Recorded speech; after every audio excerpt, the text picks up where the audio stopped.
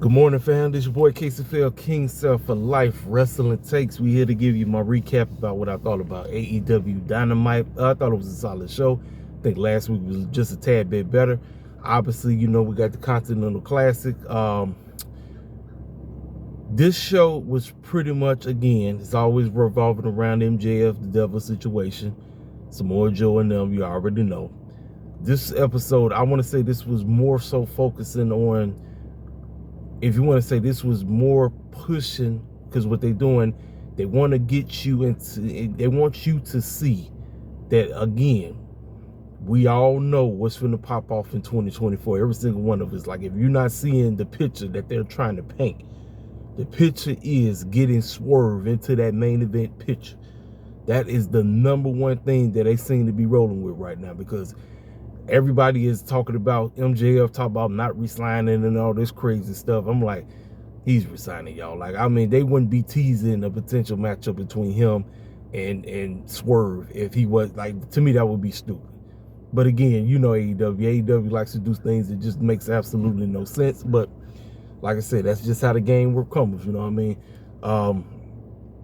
I'm going to talk about it when I get there, because it's a lot of people we're going to talk about Rhio situation. We're going to talk about that, because I still see people crying about the doggone. I told y'all that going into 2024, that is the number one focus that they obviously going to be doing, is trying to revamp the women's division. That is the number one thing. And like I said, I see people already just crying and everything. I'm like, listen, I told you, things need to just be placed in the place where they need to go. You know what I'm saying? Like I said, the 3 continental matches that we got, things about to pop off, man. Like I said, 2024 can possibly be a huge year for AEW, regardless of them, not as of right now, not having that TV deal that they want. And like I said, it's so much that's in store for this company if they would just, like I've been saying, what you need to do is get yourself a writing team. Get yourself, listen, I'm telling y'all right now, the reason why Tony Khan hadn't got himself a writing team, because he's afraid that if he put people in the room with him that's gonna come up, help him book better storylines and crap, he think that all they gonna do is just talk to cats like Sean Ross Sapp and Dave Meltzer, Brian Alvarez, and them circus clowns out there in London, and all these other dirt sheets, and they just gonna be ruining storylines and everything. I'm like, listen, the name of the game, I tell everybody who is working with me that's under my writing team, I say, if you talk to any of these circus clowns, don't tell them nothing. The moment I see something get leaked, I'm going to do a thorough investigation, and they getting fired, because we're not finna put up with it. Because see, let me tell y'all something. See, WWE, even though a whole lot of their crap get leaked, they got a nice niche tight circle, because they feed bull jab to the doggone dirt sheet so much it don't make no sense. All that bull jab they was feeding there to the dirt sheets about CM Punk pulling back, and guess what? He pulled up. You know what I'm saying? They feed bull jab to the dirt sheets like crazy. So I'm telling you right now, get yourself a writing team, but you tell those circus clowns the moment they get in there with you, if you leak anything, that's it. You gone. We ain't playing with. We're not playing around. Because like I say, storytelling is one of the major issues with the company. Ain't about the wrestling. Everybody, like I say, listen, I see so many people, every time we start discussing AEW, everybody say the wrestling is fine. It's just storytelling. It's the larger than life characters, and that's what they seem to be doing right now with Swerve. Swerve is just getting himself over and over, more and more, let you know, hey, I'm next. I got next. I'm telling you. Like I said, that interaction between him, MJF, Samoa Joe, you looking at the next 2 AEW World Heavyweight Championship right there, boom. Like 1, 2, 3, you feel me? Now, how the heck did you sprinkle in Mr. Adam Cole? Because that is what I'm really thinking about. Because this whole devil situation and everything, I'm like, how do you sprinkle that man in? That's That's the thing where creative is going to have to really be on it. They got to. They had to. I'm telling y'all right now, it's not even a game. But like I say, I want to talk about Rhio's situation because I just see like the girl gets so much hate. Like Rhio's a good wrestler. And obviously, according to Tony Khan and them, and according to the numbers, Rhio's a freaking draw. Whether people want to receive that or not, she's a draw. But I'm going to talk about it because that girl get nothing but hate. Every time I hop online, they just hating on that woman. I'm like, man, I'm like, what Rhio do to you? Rhio ain't cuss nobody out. She ain't disrespect nobody. That girl get hate. They hate on her. And they talk about her because she's small and all that stuff. I said, look at majority of the girls over WWE land. Them girls, they tiny as heck too. They small. But y'all know how the game works. So we opened the show. Swerve versus Roosh. This was one hard-hitting. I mean, these cats, what you think they gonna do? And the crowd was so doggone split. You had fools talk about Roosh, then you had fools talk about Swerve. I said, man, listen, doing the little goofy dance and all that stuff. I'm like, man, look, listen, I'm telling y'all right now, what I've been saying about what they should be doing with LFI should be in the running for them doggone trios championships. Roosh had, like I said, Roosh had a coming out party in this doggone tournament. Roosh had a coming out party. When I talk about Mark Briscoe and them, he showed up, showed out. Unfortunate for Jay Lethal, he was basically in there for absolutely no reason, and we already know why.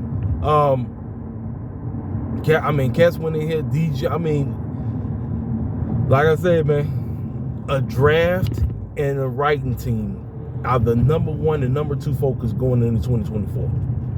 A draft is needed, especially when you want to get them doggone titles to where they all feel different. They don't feel the same. You can be like, all right, I can put my head, I can sink my teeth into something concerning the women or concerning that title, or concerning this title and all that, you know what I mean? Roosh, Swerve, they killed each other.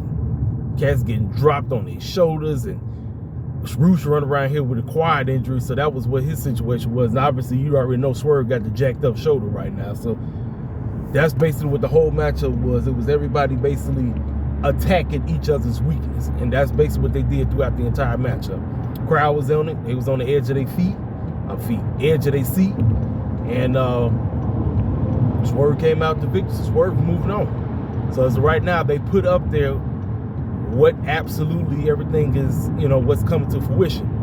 So later on in the main event, Jay White and Mox, if Mox wins, then it would just be Mox and Swerve rematch again to determine who's going to World's End. But if Jay White wins, it's a triple threat. Well, that's exactly what happened. Right after that, we got Chris Jericho addressing the situation concerning Kenny Omega. He broke down the diverticulitis, which is, like I said, it's a gut disease.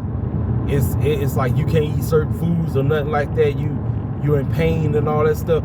What I wish Jericho would have done, I wish they would have addressed what's to come. Like, say, okay, we're not going to be able to be in this predicament. We're not going to be able to fight. I'm not going to be on the match.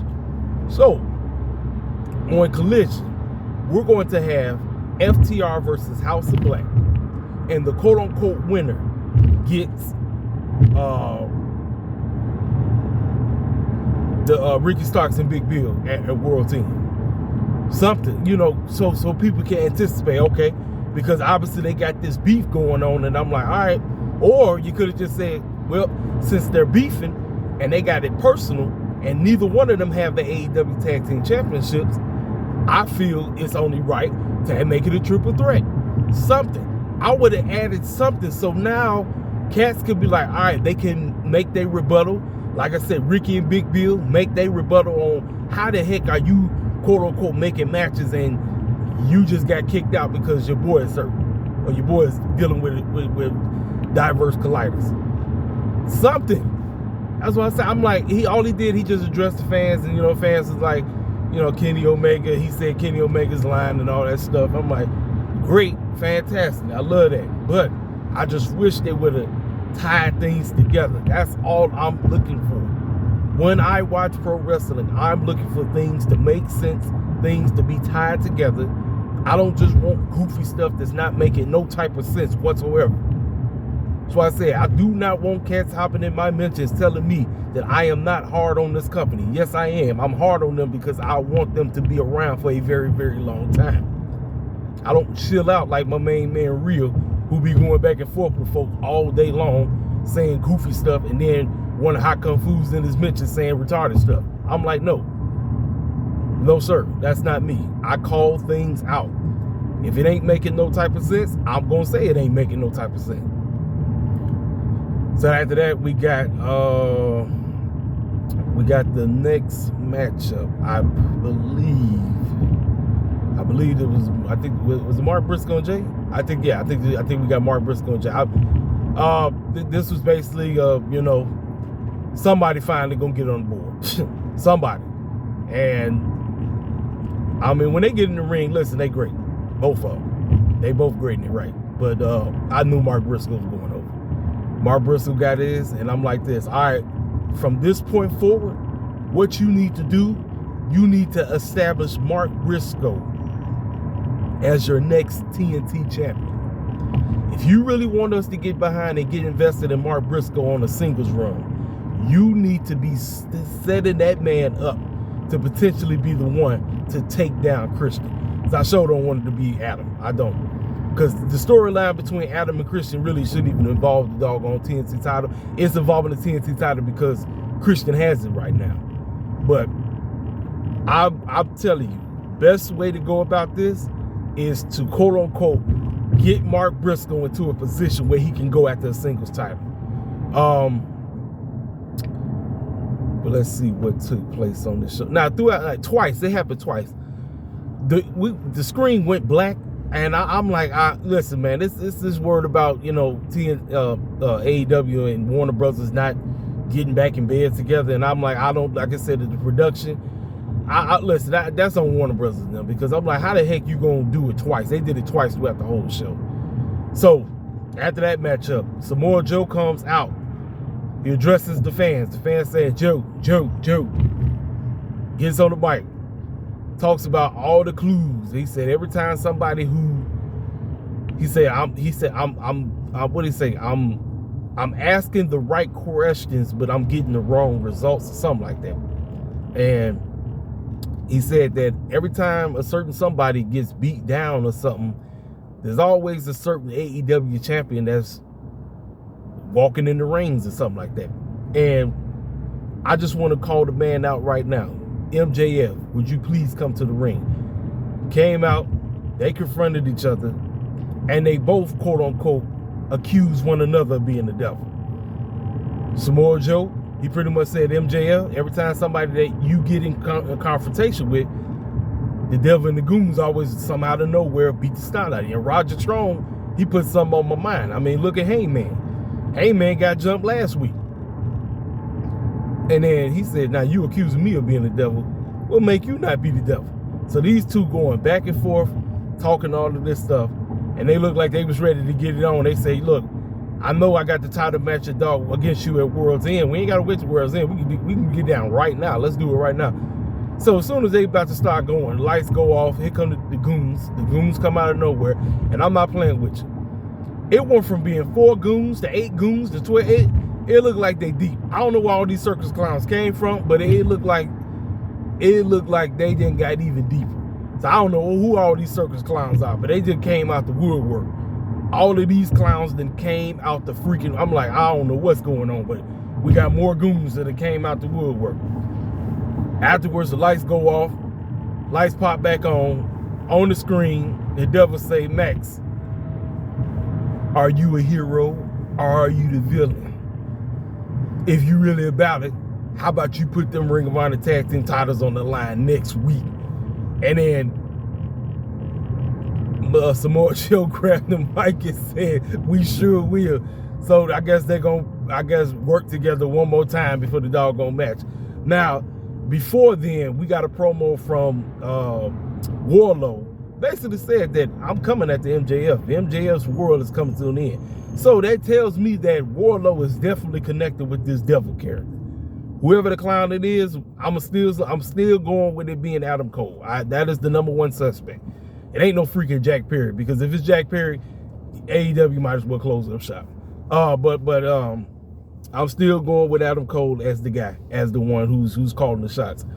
But yeah, Wardlow, he pretty much said, I'm going after this guy. I'm going to end him. Just like he screwed everything up for me, I'm going to end him.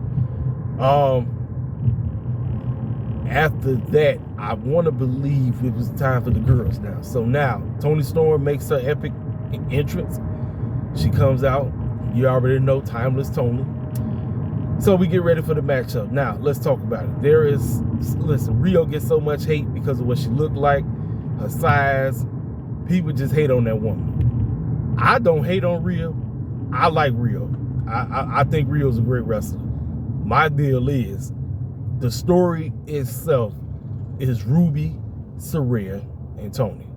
Rhio, we ain't seen her in years. Well, that's what I feel like. We ain't seen her in months. I'm like this. I'm a story guy. I don't know about y'all, but I am a story guy. And I believe all year long, we've been talking about how the Outcast was just dominating everything, just running around. They got the title, they on top, nobody can touch them.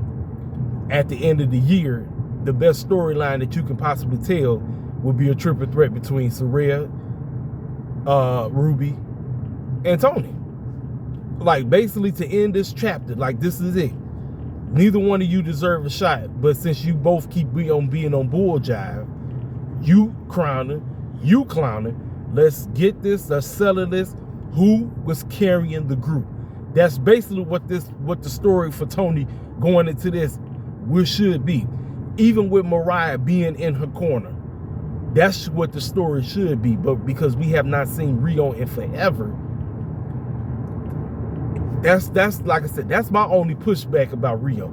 I'm not like these idiots who just hop online and just be disrespectful towards her, talking about, oh, she this and she that.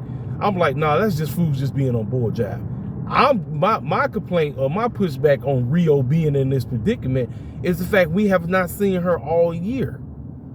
We have not seen her all year, and out of nowhere, y'all, we supposed to be like, oh, this is gonna be great. Is the match gonna be good? Listen, if I know Toni and if I know Rhio, they gonna do their best to try to give us a good matchup. I know they will. But again, the storytelling is what's supposed to sink people in. It's the story. And if things aren't making sense and you already got people that's already on board with Mercedes returning back to the E, because now word is that all Mercedes needs is the money. And especially with Charlotte getting the tremendous amount of money that she got, you think Sasha coming back there just to get a penny less? No. You crazy as the best of bug. So, again, storytelling. And like I said, my pushback is just things aren't making sense. Yes, #1 contendership match, but things would have made more sense if Rhio was there. If Rhio was there, I wouldn't be, tripping about it. But I feel like Toni and them missed the mark, because you could have told a great story about the friendship that was the Outcast that was supposed to be. They were supposed to run the whole women's division. They were supposed to take full control. But because everybody got so freaking big-headed, everybody wanted to be on top. Saraya wanted to be on top.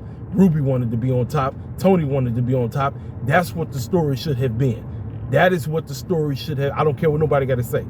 That should have been the story going in the World's End. It's the Outcasts coming to a fold, because their friendship and their big-headedness, their egos all clashed. That's why the group didn't work. That's what the story should have been. But you bring Rhio back, and now you're getting a whole lot of pushback. But like I said, there's a lot of people that's just hating on Rhio just to be hating on him. And like I said, I'm not in that camp. My pushback is it's just the storytelling. And like I said, Saraya, Ruby, and Toni was sitting right for the taking. It was sitting right there. You had it. It's sitting right there. But again, lazy booking, lazy, not giving a crap. And that's why we in this predicament. So, ladies and gentlemen, this is what we got to deal with. It's on the card. This is what we got. It's Rhio versus Toni Storm for the AEW Women's Championship. You might as well sit back, relax, and get ready for the matchup, because that's exactly what we got. We got a backstage segment that was random as heck. We got Mr. AEW International Champion himself, OC, Chris Statlander, Rocky Romero, and Trent Beretta. And Renee was talking to OC about him putting that title on the line and all that stuff. And then Rocky started talking about how he was the whatever champion for so many days, all that crap. I'm like, okay. And then OC said, all right, I got you. We're going to do the matchup. We're going to do it on Rampage. I'm like, huh? And you can tell Rocky really was like, I'm not trying to face you, bro. I'm not even, you know, again, like I said, it's the throwing stuff on the wall, hoping it stick. I said, this ain't making no type of sense whatsoever, man. I'm like, come on, Tony. Come on, dog. I'm like, dude, bro, what are we doing? What the clown are we doing? I'm like, bro, do you understand that we could have been having, I mean, I don't know. I probably would have been doing, I would have set up Takeshita versus OC at doggone World's End. I would have done that by like a long time ago, like real talk. That's what I would have done. But again, just Tony Khan, I'm just a matchmaker. I really don't know what I'm doing when it's concerned to booking. So after that, let's see what we got. Roderick Strong versus Commander. It was a good match, but again, you know what I'm saying. This is basically for Roderick Strong to get his win back because he lost to Hangman last week. That's basically what it was. It is what it is on that. Then him and the Kingdom started putting pictures up, talking about MJF is the devil. They was stapling it all over the place. MJF's the devil. MJF is the devil. So then he got on the mic. He started saying, Renee, Samoa Joe's my best friend. Joe, you know, just clowning. You know how you do. They are definitely part of the storyline. It's already synced in. Y'all might as well get ready to see them in gear. It would shock me if next week the two clowns that Samoa Joe and MJF are about to lose those Ring of Honor Tag Team titles to, would shock me if it's Matt Taven and Mike Bennett. It would not shock me at all, because to me it makes the most sense, but we shall see. Speaking of MJF, we got Samoa Joe and MJF in the back arguing. Talk about, hey, look here, man. I'm supposed to have your back. You're supposed to have my back. He told him, he said, look, man, you go do your thing. I'll do my own thing. So MJF started walking. And as he walked, he looked down. There was a doggone hoodie or hat or whatever. And he looked down. And as he looked up, the hoodie hat was in front of the Mogul Embassy. I said, oh, snap. I said, okay, here we go. Here we go. Prince Nana, he knocks on the door. Prince Nana answers. And he grabs him. And he said, what the heck is this about? He said, I don't even know what you're talking about, man. He said, look, I ain't here to play no games. He said, he said, look, if you and your boss is involved in this foolishness, he said, shoot, I'm going to come for you or something like that. Then that's when Swerve walked out. And we got the great segment, the back and forth between Swerve and MJF with some great TV. It was great. That man told that man, he called him a kid. He said, you think you on my level? He said, all you pretty much is a theme song. That's it. And he said, the music ain't playing. That's it. And then he told that man, he said, look, me and you, we used to be driving on there. He said, we used to drive around all the time. And he said, I appreciate you being my chauffeur. And like I said, remember that time when we used to be at the other place? And you said something about tryouts or whatever? Guess what? You was about tryouts. I signed contracts. The back and forth between these two makes you want to see them get it on. We're not getting it right now, but I love the tease. So pretty much MJF was accusing Swerve of quote unquote being the devil. That's basically what happened. He was accusing that man. I said, listen, we off to the races, man. I said, the subtleness, the things that TK knows how to do. I'm like, bro, if you just get yourself a writing team, you can help yourself so much. You ain't got to have all the weight of you sitting up there trying to come up with stuff, and certain things that you come up with are weak and trash. It's called for what it is. Get yourself a team. Y'all can sit up and brainstorm and let certain people take over said divisions. That's what you need to do. I'm telling you.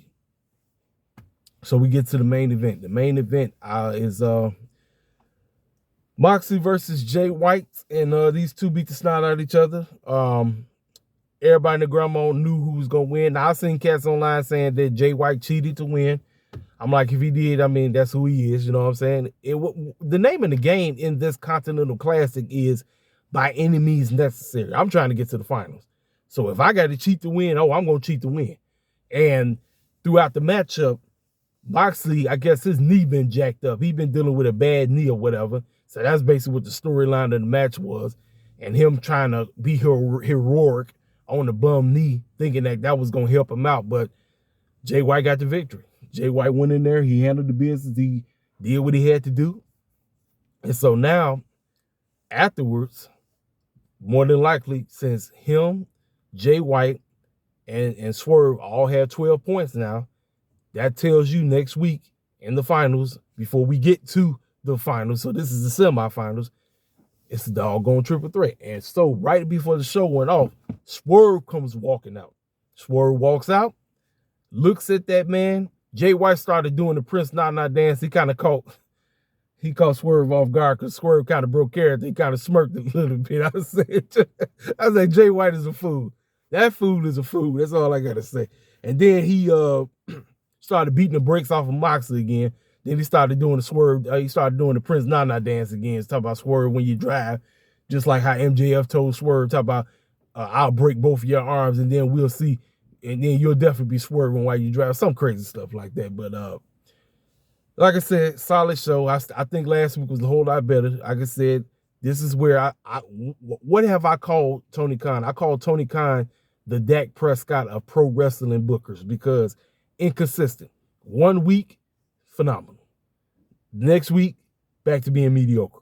Now, was this a mediocre episode? No. But last week's was a whole lot better. And I'm like, I hate that.